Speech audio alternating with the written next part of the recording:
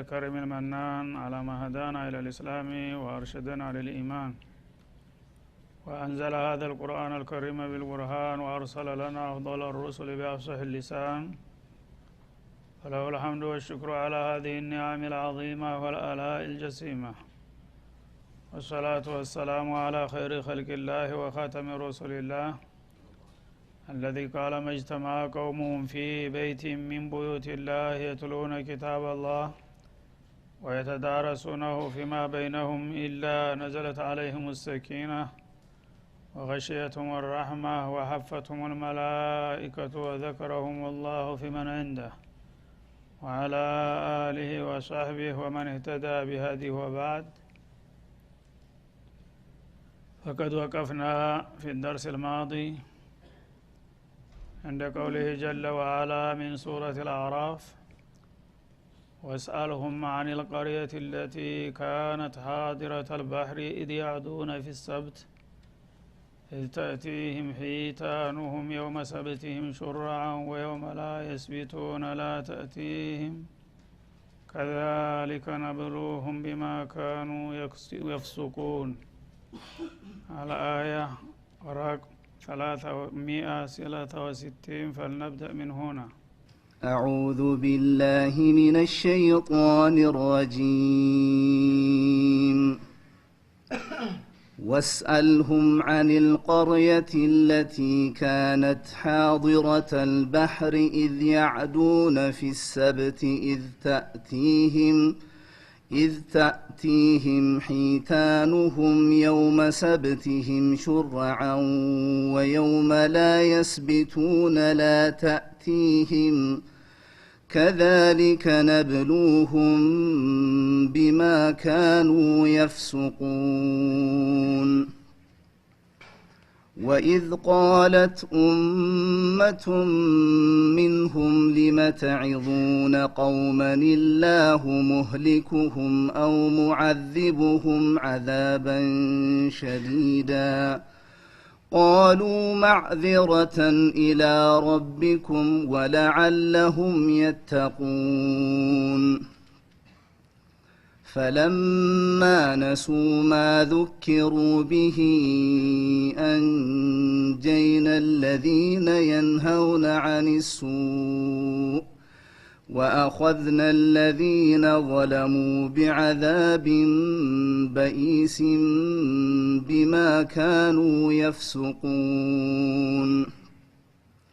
فلما عتوا عما نهوا عنه قلنا لهم كونوا قردة خاسئين. وإذ تأذن ربك ليبعثن عليهم إلى يوم القيامة من يسومهم سوء العذاب إن ربك لسريع العقاب وإنه لغفور رحيم. وقطعناهم في الأرض أمما منهم الصالحون ومنهم دون ذلك وبلوناهم بالحسنات والسيئات لعلهم يرجعون. فخلف من بعدهم خلف ورثوا الكتاب يأخذون عرض هذا الأدنى ويقولون سيغفر لنا وإن يأتهم عرض مثله يأخذوه. ألم يؤخذ عليهم ميثاق الكتاب ألا يقولوا على الله إلا الحق ودرسوا ما فيه والدار الآخرة خير للذين يتقون أفلا تعقلون.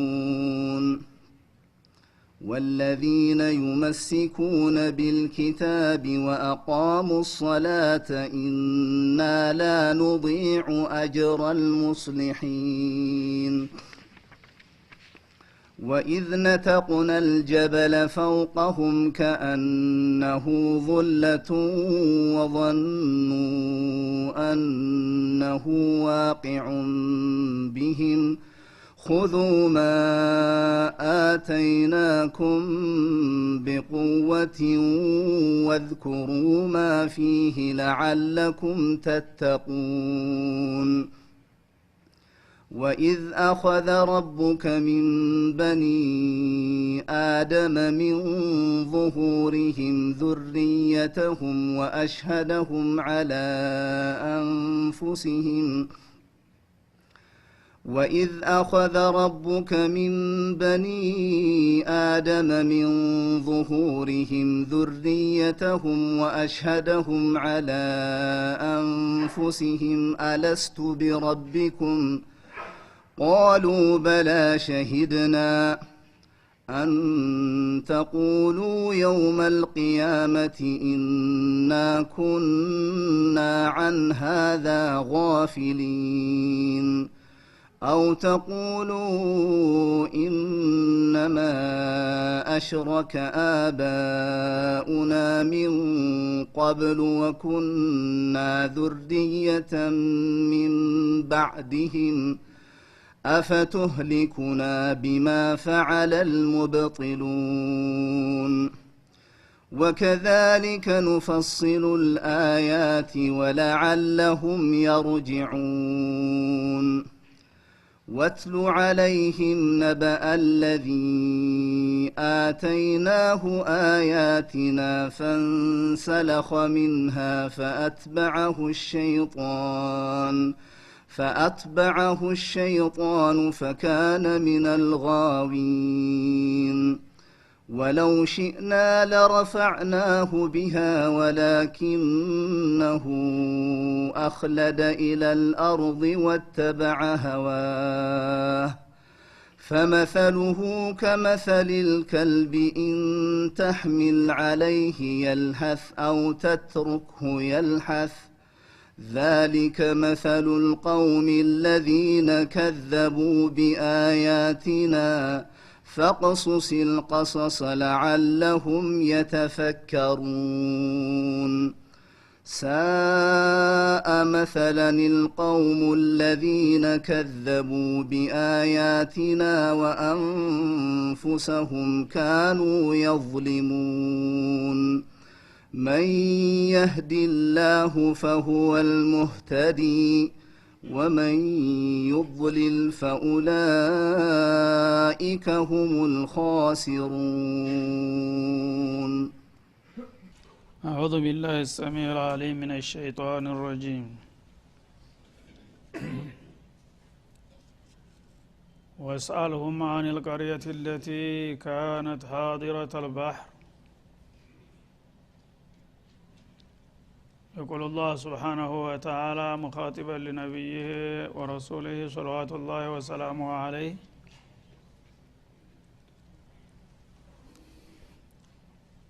የበኒ እስራኤሎች ቂሷ ያው እየቀጠለ ነው ያለው ከነቢዩላህ ሙሳ እና ከፍርዓውን በመነሳት በመካከላቸው ያለውን ውጣ ውረድ እያስዳሰሰን ነበር ያመጣው እና ዛሬም የዛው ቀጣይ እና ማጠቃለያ ነው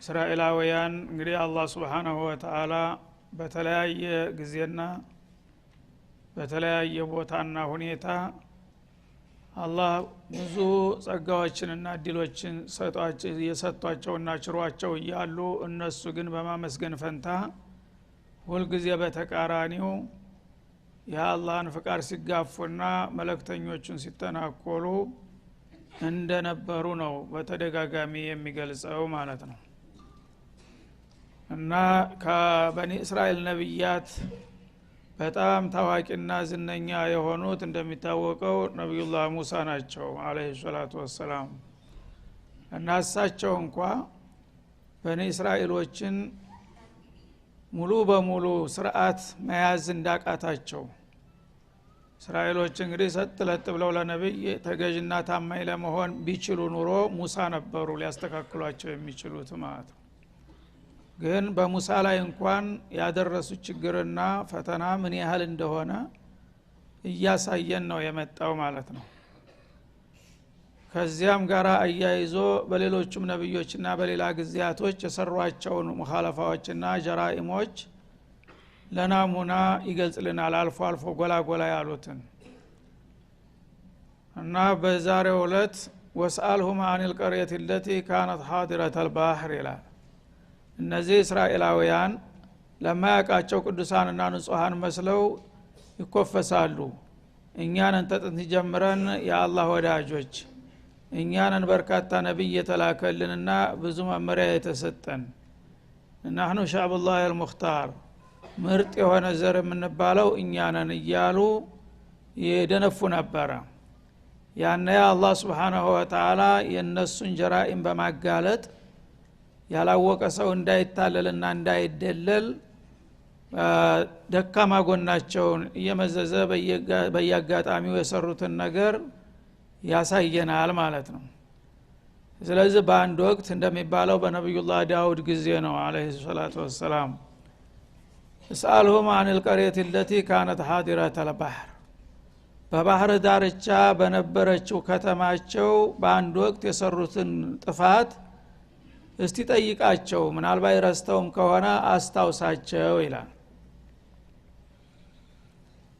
በመዲየንና በሲና መካከል በምትገኝ ክልል በቀይ ባህር ዳርቻ ላይ ከተማ ነበረቻቸው፣ አይላ የምትባል ከተማ። በዛ ወቅት ዋና ከተማቸው አይላ ትባል ነበር። በዛች ከተማ የሰራችሁትን ጥፋት እስቲ አስታውሱ ብለህ ንገራቸው ይላል። ካነት حاضرة البحر بحر القلزوم ይባላል። ያው ቀይ ባህር በተለምዶ የሚታወቀው አሁኑ ጊዜ በዛ ዳርቻ ላይ በነበረችው ከተማቸው ሲኖሩ የተሰጣቸውን መመሪያና ያጋጠማቸውን ችግር እስቲ ጠይቃቸው። እናንተ ሁሉ ጊዜ ስለ ጠንካራ ጎናችሁ ስለ ጥሩነታችሁ ትነግሩን አላችሁ፣ ደካማ ጎንስ የላችሁም ወይ? እስቲ በዛች በአይላ ከተማ ያጋጠማችሁንም ታሪክ ንገሩን ብለህ ጠይቃቸው ይላል። ኢድ ያዕዱነ ፊ ሰብቲ በዛች በወደብ ከተማቸው በአይላ ላይ በቅዳሜ ቀን ደንበር በሚያልፉ ጊዜ ህግ ተላልፈው አላህ ያልፈቀደና ያልወደደውን ነገር በሰሩ ጊዜ ያጋጠማቸውን ነገር ሲጠይቃቸው ይላል። ኢስተቲም ሒታኑሁም የውመ ሰብትህም ሹራዓ ቅዳሜ ቀን ያው ብሔራዊ በዓላቸው ነበረ። በቅዳሜ ቀን አንድ ነገር የዱንያ ስራ አይሰሩም፣ በዒባዳ ብቻ ተጠምደው እንዲውሉ ታዘዋል ማለት ነው። እና ያንን ነገር መጀመሪያ ራሳቸው ናቸው አላህ በዛ ስላቂማቸው ፈተና ሊያመጣባቸው ነው። እንግዲህ አላህ Subhanahu Wa Ta'ala ከሳምንቱ ቀናት አንዱን ቀን ለኔ ስጡኝ አላቸው ይላል።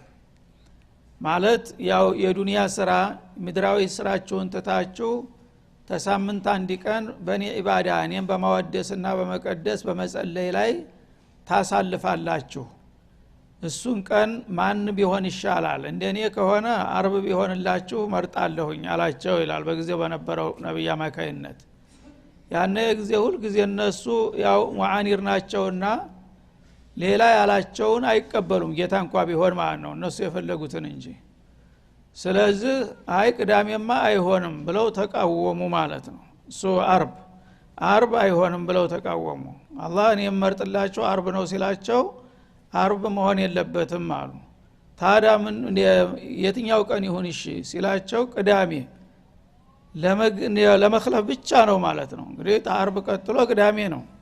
ለምን እሱ ያለው ይሆናል ነው በቃ እኛ ያልነው መሆን አለበትና ቅዳሜ ነው እንጂ አርብ መሆን የለበትም የበዓሉ ቀን አሉ። ያነ አላህ እሺ እናንተ ያላችሁት ይሁንላችሁ ቅዳሜ በማለት ተስማማ ማለት ነው። ግን ይችን ሙኻለፋ ነጥብ ስለያዘባቸው ዋጋ ሊከፍሉ ነው ማለት ነው። አላህ የፈረጠላቸውን ቀን ትተው እነሱ የራሳቸውን አማራጭ በማምጣታቸውና የጌታን ቃል በመንቀፋቸው አላህ Subhanahu Wa Ta'ala ጊዜው ይሻላቸው። ግን እናንተ በመረጣችሁት ቀን ይሁንላችሁ፣ በዛ ቀን ግን እንደ አንዲት ኩባያ እንኳን ብትደፋ ጎንበስ ብሎ ማንሳት የለም የዱንያ ስራ። ፈለገው ነገር ቢሆን ጧት ጀምራችሁ እስከ ፀሐይ እስከምትጠልቅ ድረስ በኢባዳ ተጠምዳችሁ መዋል አለባችሁ። በዛ ቀን የአካላዊ የስሜታዊ ነገር ብታስተናግዱ ወየውላችሁ ተብሎ ማስጠንቀቂያ ተሰጣቸው ማለት ነው። እውነት እነሱ መስሏቸው እሺ ብለው ተስማሙ፣ ተቀበሉ ሸርጡን ማለት ነው። ያኔ እነሱ የሚኖሩት ባህር ዳርቻ ነው። የኢኮኖሚ ምንጫቸው ያሳ ምርት ነው። ሌላ የገቢ ምንጭ የላቸውም። ስለዚህ ከዛ በፊት ሳምንቱን ሙሉ የሥራ ቀን ስለነበረ አላህ Subhanahu Wa Ta'ala ያሳ መንጋ በገፍ ያወጣላቸዋል። ያንን እየጋፈፉ ለራሳቸው የሚፈልጉትን ይበላሉ። የተረፈውን ወደ ጎረቤት ሀገር በመሸጥ የገቢ ምንጭ ያደርጉት ነበረ ማለት ነው። አሁን በኢኮኖሚ ሊመጣባቸው ነው ፈተናው ማለት ነው። ከዛሬ ጀምራችሁ ቅዳሜ ቀን እንዲያትሰሩ፣ ተዛ ውጭ ባለው ቀን እንደተለመደው የዕለት ተዕለት ኑሯችሁን መቀጠል ትችላላችሁ። ቅዳሜ ግን ለኔ ሰጣችሁኛል፣ በዛ ቀን የዱንያ ስራ እንዳትሰሩ ብሎ ቃል አስገባቸውና እሺ ብለው ተቀበሉ ማለት ነው።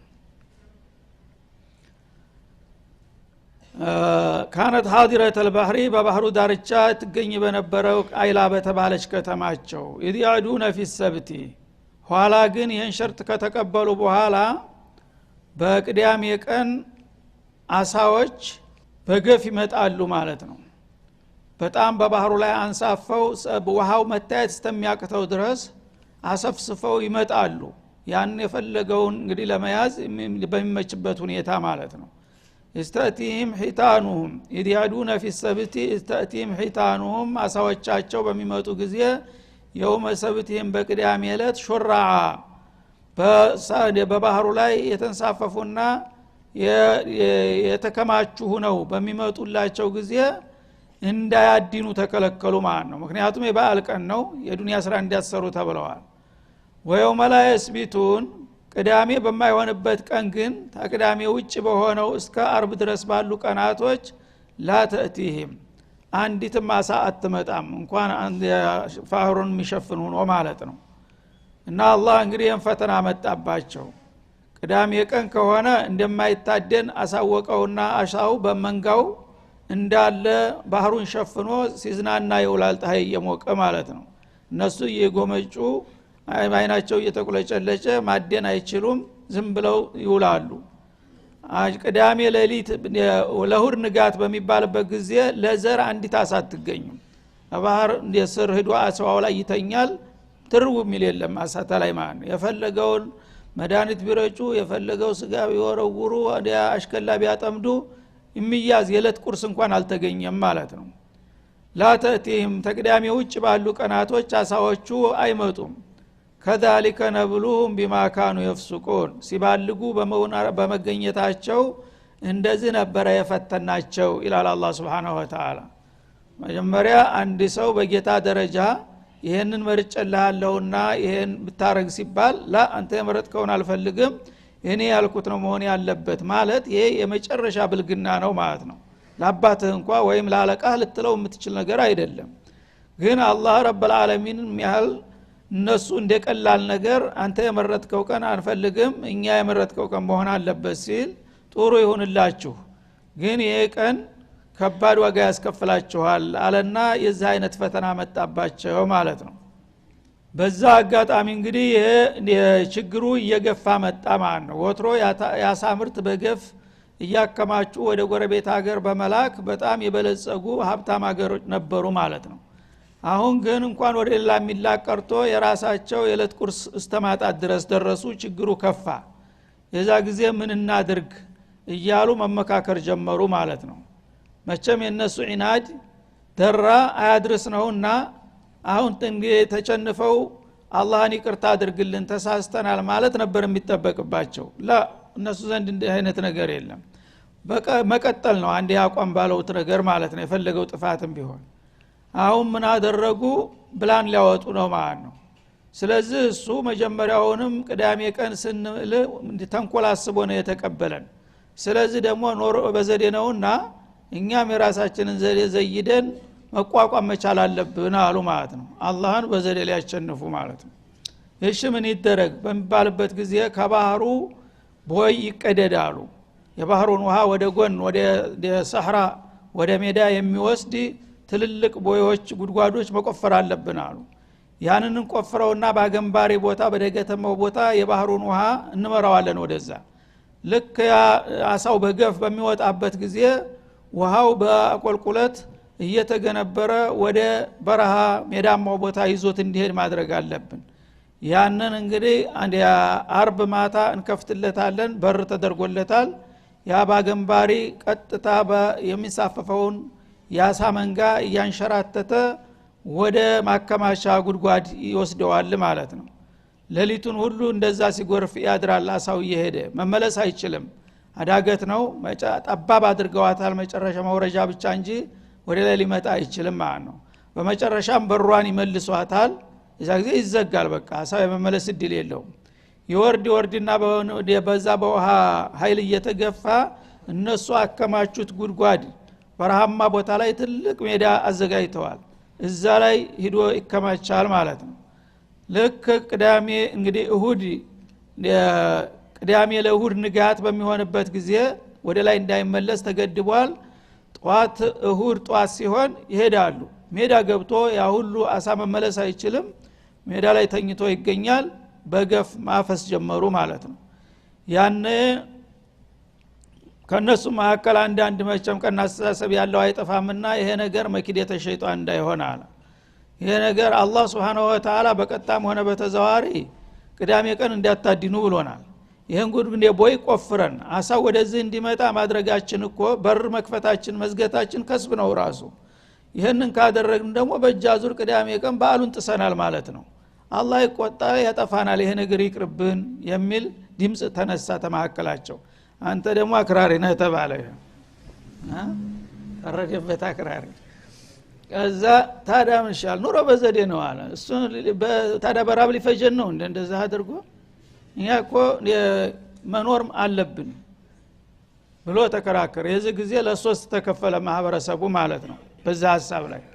አንደኛው ጠንካራ አቋም ይዞ ይሄ መኪደተ ሸይጣን ነው አላህ ሊያጠፋን ነው ወይ ተውባ አድርገን እሱ መፍትሄ እንዲያመጣልን ማድረግ እንጂ እኛ እንዲህ አይነት ዘዴ አምጥተን እሱን ማታለል የማይታሰብ የማይሆን ነገር ነው፣ ተውባ አካችሁ ትጠፋላችሁ ብሎ አንድ ቡድን ተቃዋሚ ሆኖ ተነሳ ማለት ነው። ሌላው ቡድን የራሳችሁ ጉዳይ እናንተ የሆናችሁ አክራሪዎች አለና ምንቀጥልበታለን የመጣው ይምጣለ ማለት ነው። ሶስተኛው ቡድን ደግሞ መካከለኛ፣ ሁልጊዜ የሰው ጸባይ ይሄ ነው፣ መሃል ሰፋሪ ሆነ። እንደዛም ግንባር ሆኖ መጋፈጥም አልፈለገም ተቃዋሚ መሆን፣ እንደገና በወንጀሉ መሳተፍም አልፈለገም፣ ዳር ሆኖ መመልከት። ሶስተኛው ቡድን ማለት ነው። ይሄ ሁኔታ ተፈጠረና በዚሁ ሁኔታ የተወሰነ ጊዜ ቀጠለ። እነዛ ህጉን ጥሰው አሳውን በዳገት እያስገቡ የሚያፍሱት በለጸጉ፣ እነዚህኞቹ ያው ቆረቆዙ ደከሙ ማለት ነው።